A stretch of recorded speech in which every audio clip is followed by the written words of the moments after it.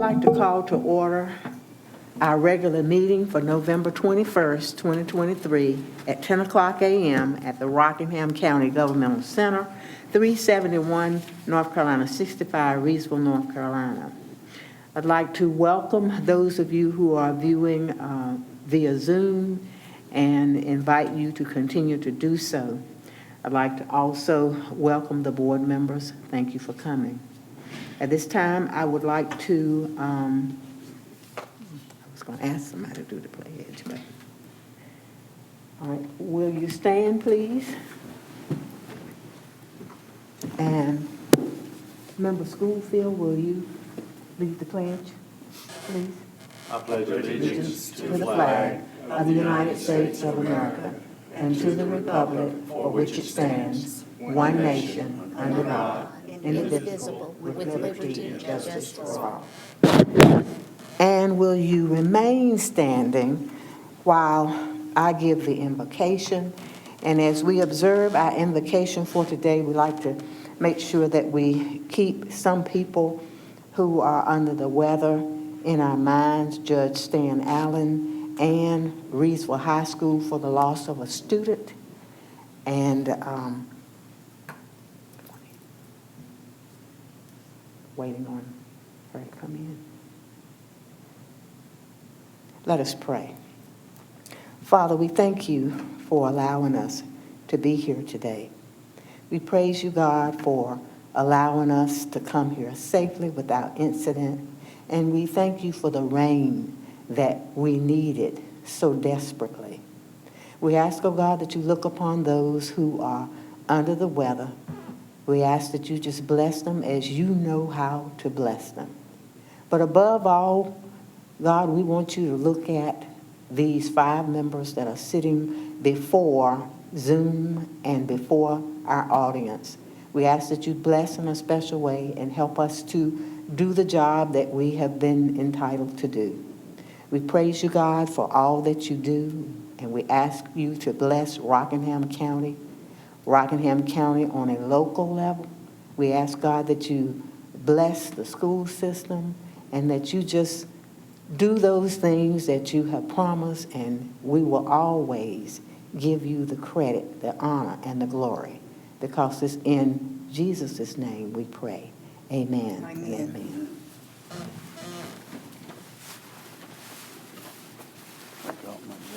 At this time, I would like for a motion to approve the agenda. Second. It has been moved and properly second that we approve the agenda. Is there any discussion? Hearing none, all in favor signify by saying aye. Aye. Aye. All those who are not in favor signify by saying nay. You have approved the agenda for today.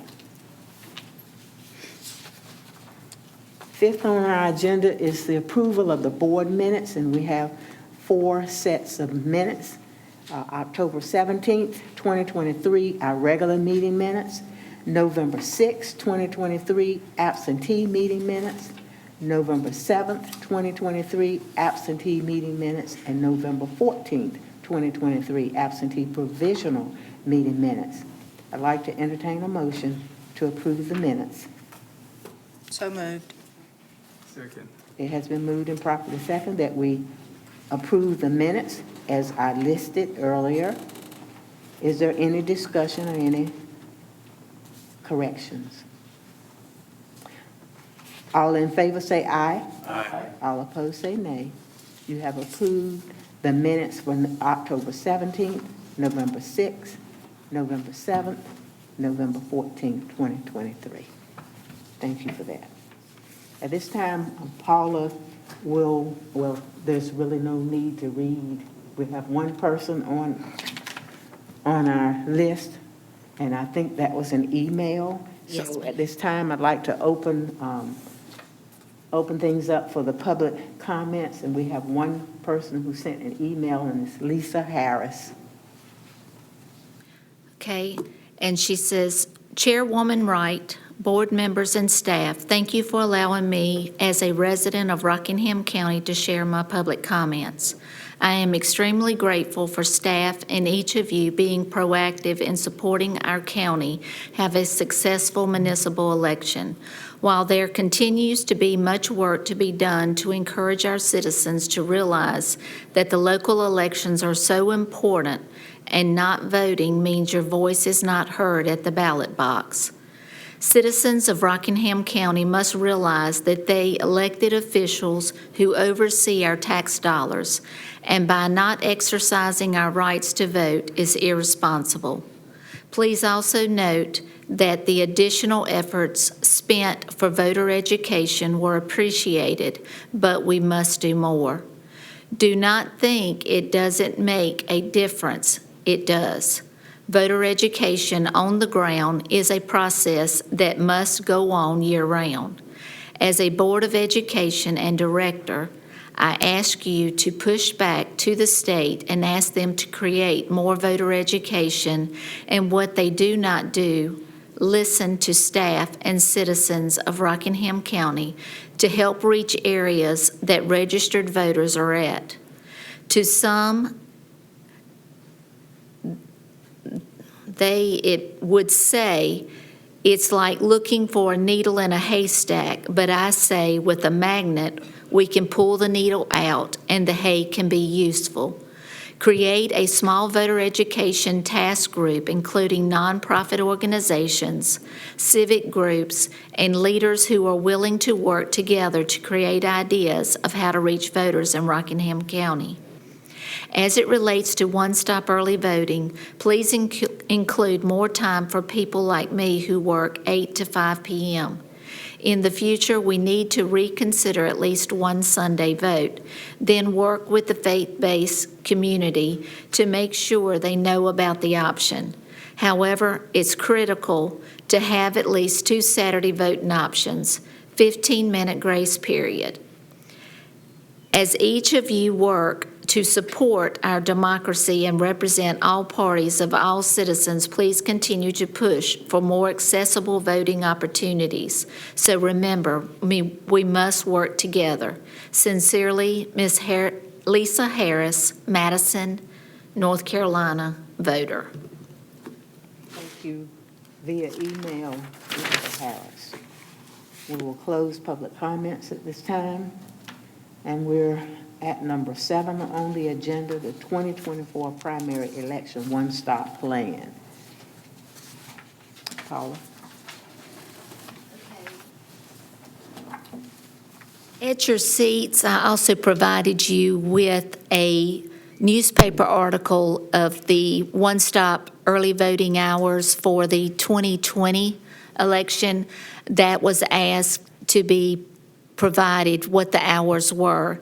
As you can see, the March 3rd, 2020 election, the Board of Elections office was open Monday through Friday, 8 to 5, and the last Saturday from 8 to 3. The satellite locations were open 8 to 7:30, and the last Saturday from 8 to 3. So I wanted you to see that before we actually went into our 2024 primary election one-stop plan. What I had proposed in our budget, at the beginning of this year, or last year, when we were preparing that, was to extend the hours at the Board of Elections office. Instead of having the early voting hours from 8 to 5, having those from 8 to 7:30, just like the satellite voting, early voting sites. So that is what I've proposed then. Of course, y'all know the legislation changed. We had one-stop site coordinators as the chief officials during early voting. Now, early voting is going to be treated similar to Election Day, starting with the 2024 election.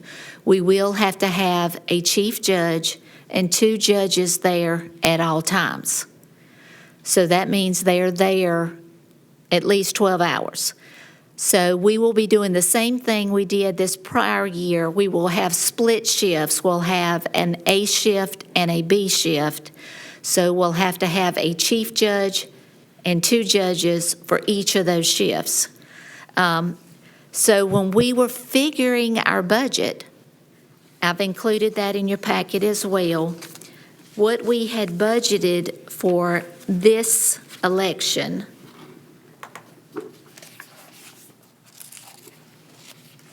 let me get to it, was $68,880. And that's for the one-stop site. But with the change in the law to do the schedule that I had budgeted, which is all 4 sites being open 8 to 7:30, for 12 days, and then the last Saturday from 8 to 3, which are the minimum requirements from the state board, it would cost an additional $808 for the differences in the staffing. That is option 1. If you will go to option 2, added a second Saturday, which would increase our budget by $3,968. And then if you go to option 3, we have all 3 Saturdays that it would be open 8 to 3, and it would increase the budget by $7,128. But I just wanted y'all to have the numbers so that you would know there would be an increase. Our budget was actually done prior to the Senate bills being introduced. And of course, they're supposed to be going into law January 1 of 2024.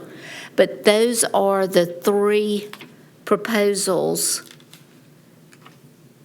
or 3 options for the one-stop early voting. And this is just for the primary election that will take place in March.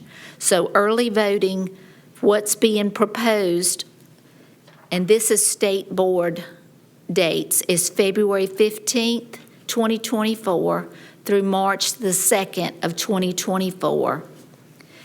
And all 4 sites, starting with Thursday, February the 15th, through Friday, March the 1st, Monday through Friday, would be 8 to 7:30.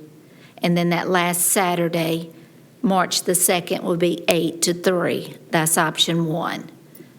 And then the option 2 adds the Saturday, February the 24th, and it would remain the same hours, 8 to 3. And then the third option adds Saturday, February the 17th to those other dates, 8 to 3. So those are the 3 options that are being presented. I also provided you with the information from the State Board on the minimum requirements, which are the 13 days. And our office could be open normal working hours, which is 8 to 5, but I am proposing 8 to 7:30, like the remaining sites. But which option is entirely up to this board. But do take into account, it would increase our budget, and that is something we would have to go before the Board of Commissioners to get approved. We would most likely have to use the money that's already in our budget. We would just move it from one line item to another. But are there any questions? Or did that make sense? Paula, how much would option 2 increase the budget by? $3,968.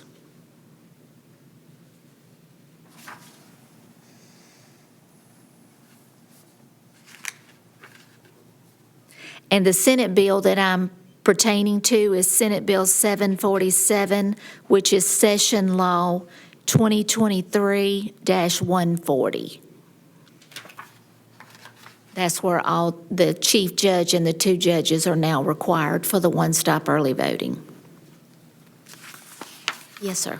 Well, I realize it's not an option, but could you explain to us what a site coordinator, or who were our site coordinators before that we're having now to have chief judges and judges? Our site coordinators in the past have always been our chief judges during election day. But as a site coordinator, they're treated as if they were county employees. Chief judges and judges on election day are contractors. The only difference is one-stop early voting, you have to pay by the hour, whereas election day, we pay a flat fee. They'll be treated the same as election day, but paid by the hour for one-stop early voting. Does that make sense? I understand. Okay.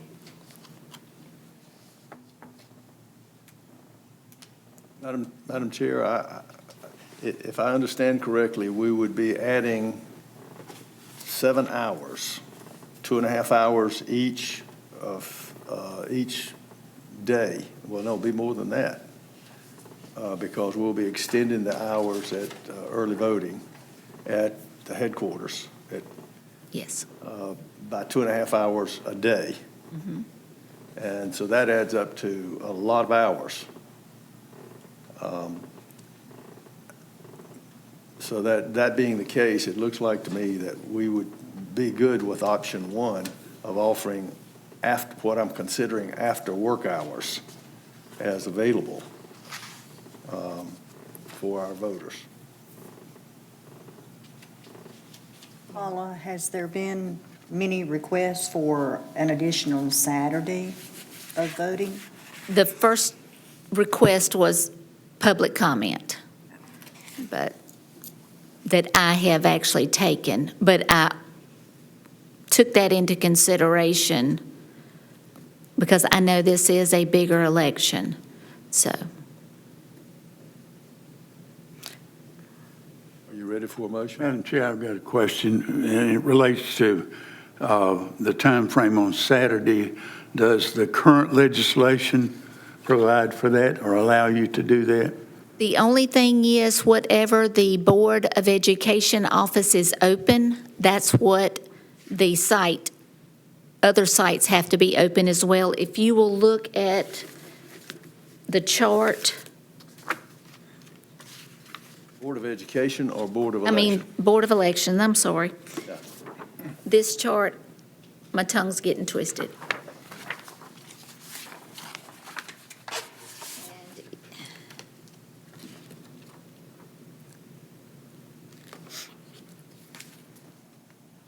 It says if any one-stop site is open, all one-stop sites must be open. If any one-stop site is open on a Saturday, then all one-stop sites must be open for the same number of hours on that Saturday. Follow-up question. In view of this, as you look at your budget and where you are, which over half of it will be gone by then, do you think you'll have the resources to institute option 3? I don't know. It's too soon because we're still coming in with numbers for this election. I don't know because you're looking at almost 8,000. Yep. Yeah, it's $7,128 for Over and option above 3. what you're budgeted for right now. Correct. How soon do we need to make a decision on this? I think that, opening on Saturday provides a lot of people the opportunity.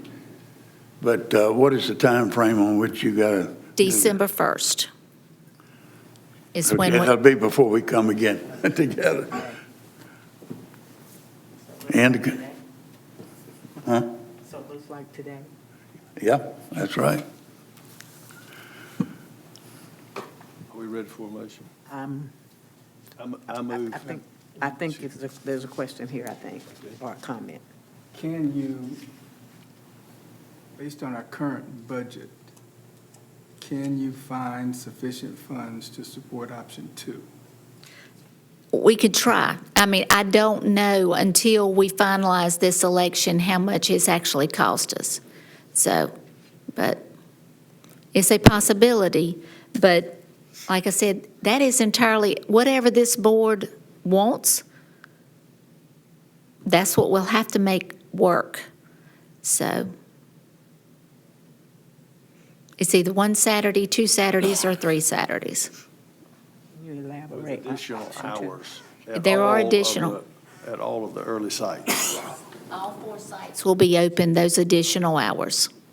That is correct. It would not just be one site, it would be all 4 sites. I like the idea of 2 Saturdays. I do too. I mean, that allows people who work out of town, to be able to have an option to vote in early voting. And option 2 allows for an increase of 3,000, over 3,000. 3958. 4,000. Do you think our budget will handle the 3,900 We'll just plus? have to cut in certain areas, and that can be done. Like I said, whatever this board wants to do, we can make it work.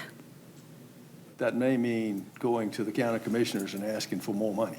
Yes, it It does. definitely have to be for moving money. We Yes. can't do it without moving money. That is correct. Either We don't have way, to move money, but they seem to be more susceptible to that than asking for additional funds. they are. That is correct.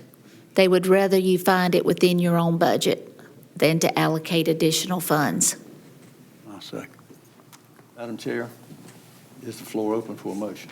The floor is open for motion. Having studied this and looked at the dollars and having a private discussion with Paula, it looks like to me we would be hard pressed to come up with option 2 and option 3 without having to ask for additional funds. We did not have runaway voting, early voting, only had 471 people, and I know it's a different climate in the municipals.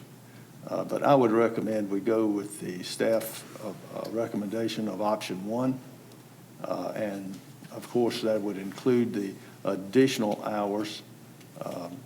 And my math has escaped me right now, but it was several hours of extra voting over what we did last time in 2020. So that's my motion, that we go with option 1, recommendation from the staff. Do we have a second?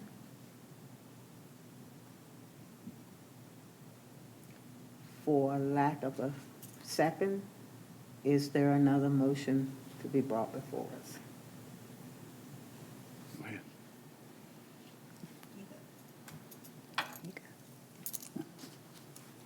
Madam Chair, I make a motion that we accept option 2, which would include the 2 Saturdays. And the fact that it's going to increase the budget by $3,958, I think we have that money available. We would just have to move it around. Do we have a second? I'll second.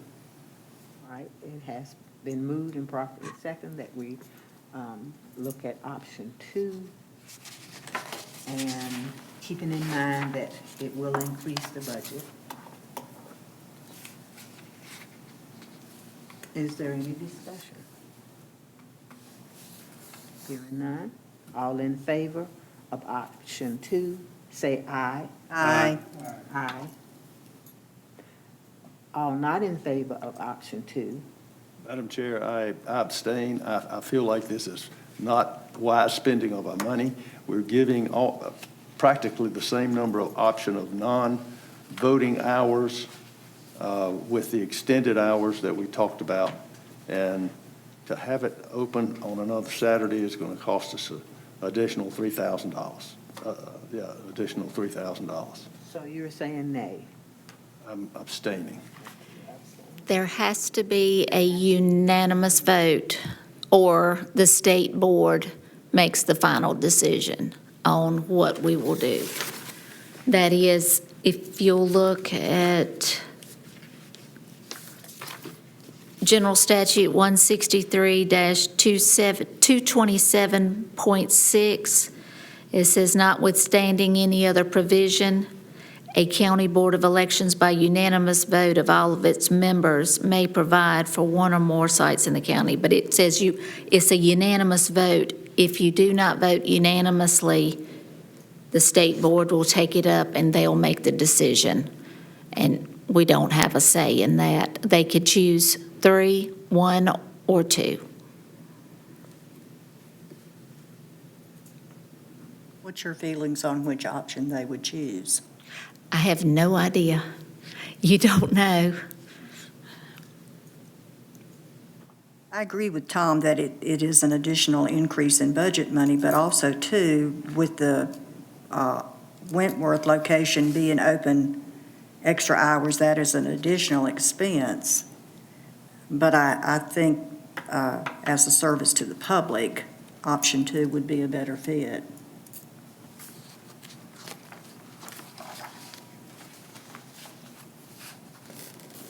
Madam Chair, just to speak to the motion itself, if we can't get the money, we can't do it. But if we want to do it, then we go after the money, and if we don't get the money, we got a fallback position. And if we need to put that in the motion, I would amend it to that extent. Can that be done? I don't know. I mean, once the decision is made on which option, that seals the deal. I mean, we would find the money. I don't know where, but we could make it work. If that's what the board wants to do, if option 2, we'll make it work. So what's the process now? Do we go to the commissioners first to ask to transfer this money, or do we go automatically to the state board because we do not have a unanimous opinion? That's what's got to be decided. If it's not a unanimous decision today, I have to send all 3 options to the state board, and they'll make the decision. I don't know when that will be, but once they make that decision, that's what we'll have to do, and that's when I'll have to approach the Board of Commissioners. So, Yes. I abstained, so I have a technical question. I could have voted against it, which would have made it non-vote. Unanimous. If we have 4 commissioners that voted for it, 4 board members that voted for it, and 1 that abstained, it still passed by the board. Not unanimously, though. Well, I didn't vote. So that was the reason I abstained. I understand where we're going. I feel very strongly that our responsibility is to be sure that we have adequate voting, adequate opportunity, but we also have a financial responsibility, and we as commissioners, as board members, have to respect the fact that we're spending our money and our citizens' money for something that doesn't appear to me to be a good investment of our money. We're going to offer umpteen hours. I haven't calculated the total hours for people to show up. And we have offered what I call after-work hours by increasing the vote on the voting time for the Board of Elections for 14 days, Paula? it'll be for 12 days. Okay. So, we're going 2.5 hours extra for 14 days of after-work hours. And I just don't understand why we would need to put another Saturday in there. We're going to do that anyways. Why we would need to put another Saturday in there. That just doesn't seem rational to me. So I'm suggesting that we go back to the first motion and that we do it for for that 1 additional Saturday. Question, Paula? The municipalities help pay for the municipal election, correct? What portion do they pay? They pay all of it, but it does not come out of our budget. It actually goes into the income for the county. Ah. So our budget still reflects expenditures. Did I hear you say something at the very beginning concerning a legislative move that caused us having to pay more? Yes. Okay, well, now, that's not on us. No, It's not on us. right. We have to remember that's something that happened after we budgeted ourselves for the election. And if Paula is saying she thinks that we will be able to find it within our budget and ask for it to be moved, it sounds like we may be able to do it. That's just an observation. So where do we go from here? Madam Chair, we've had a motion approved for option 2. As I understand where we are now, we have to submit this to the state board to get their read. What's frightening about that is that they could select either one of the options. Correct. And I understand what Tom is saying, he abstained, and I kind of agree with him. It seems to me that, the rest of us voting for it makes it unanimous, but I don't know. how the state board would look at that. I don't either. I mean, that's a good question. I mean, I don't know how an abstain would be viewed when it does say all members. All members present. Yes. Okay, now let me ask this question.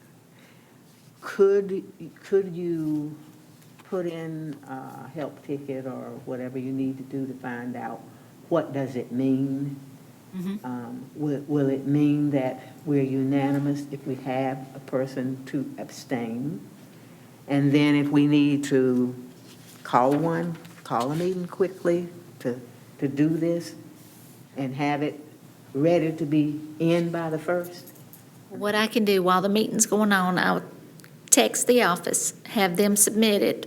I don't think we'll get an answer before our meeting is over, but let me see if I can. And then we have to have, how many hours before we announce a call meeting?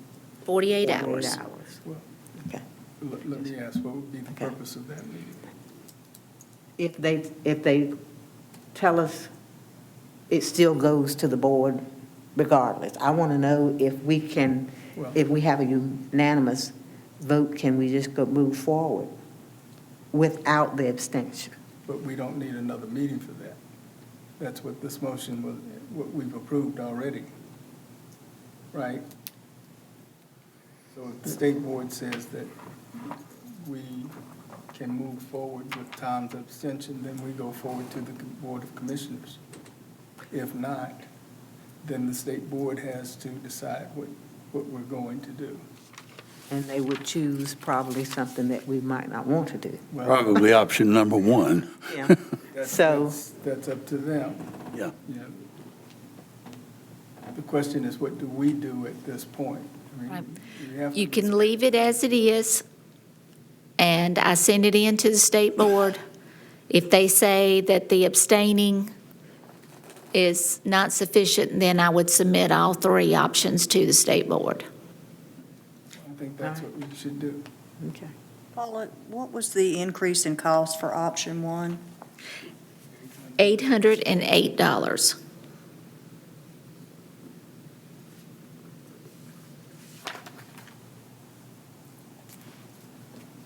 But with that, we are getting 808. substantially more hours of early, of what I call non-work time hours.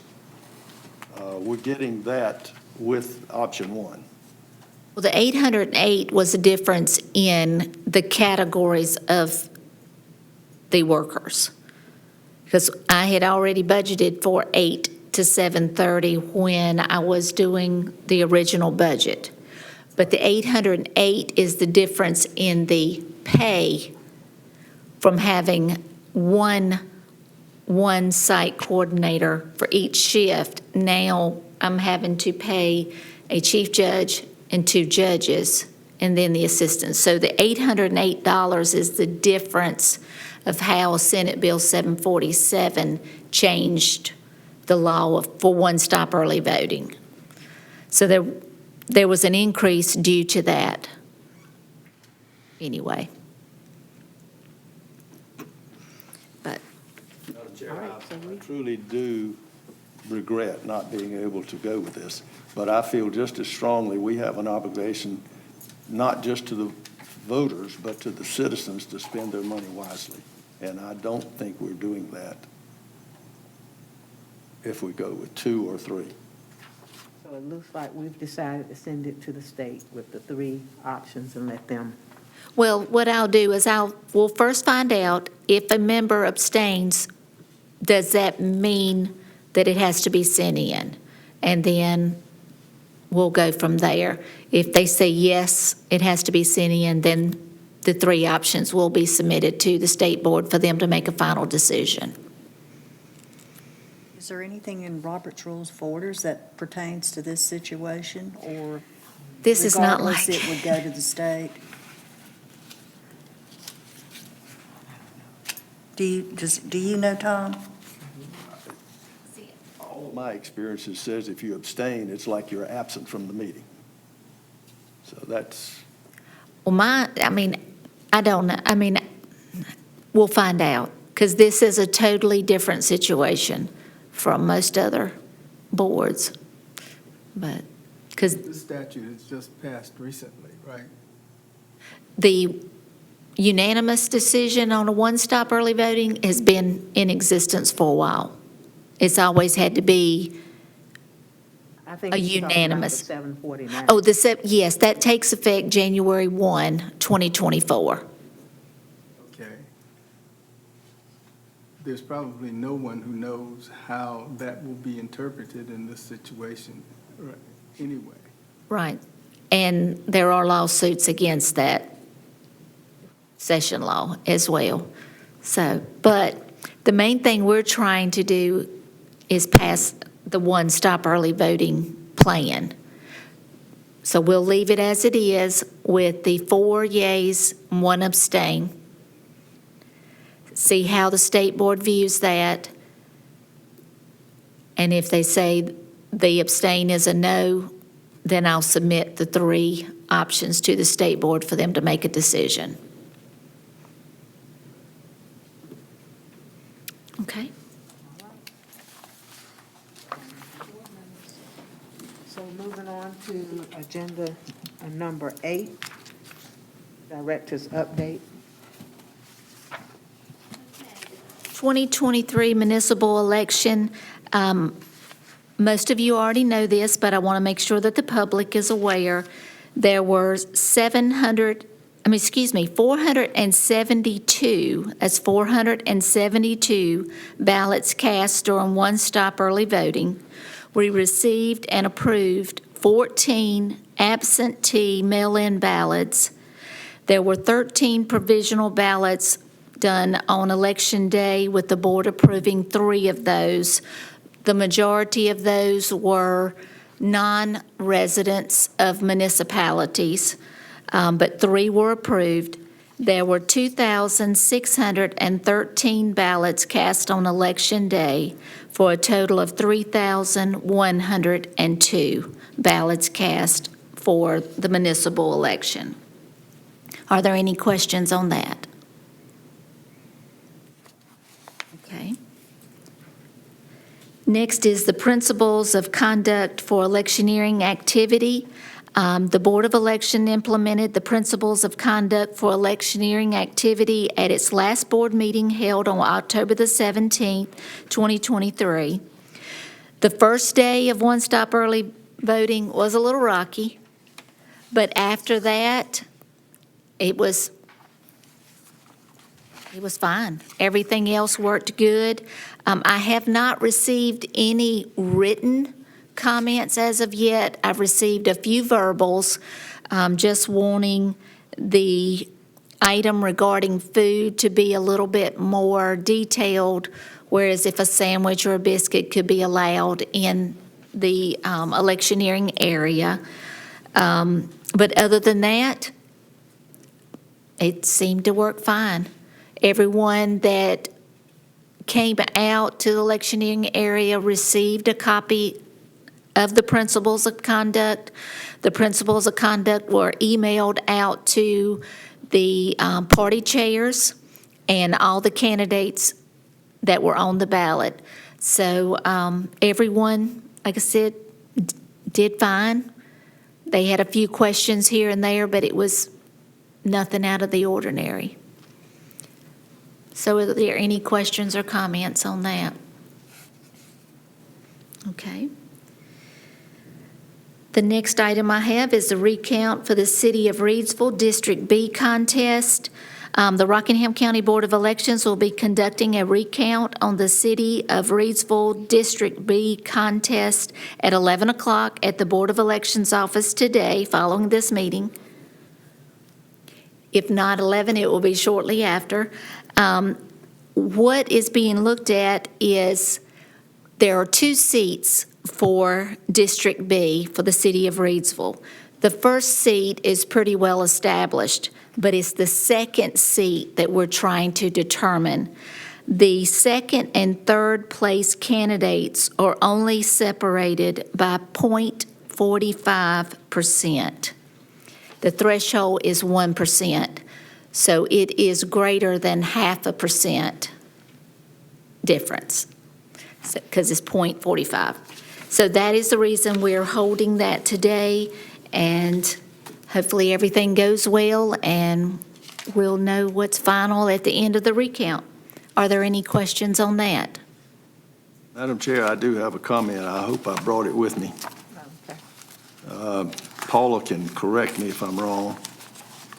The rule regarding the 1% or less voting clearly states that it is the difference between those candidates, not using all votes cast and then coming up with a percentage. That is correct. And if you use that criteria, it's still a close race. It's still going to be 1.15%, but that's over the 1% threshold.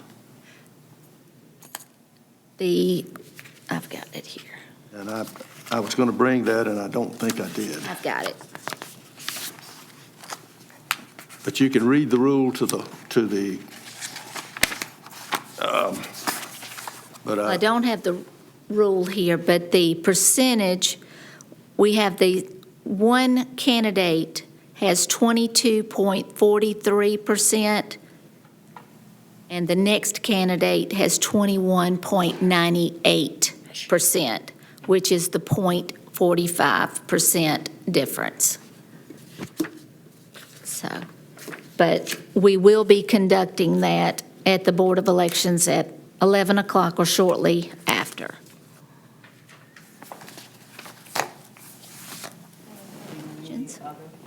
Discussion?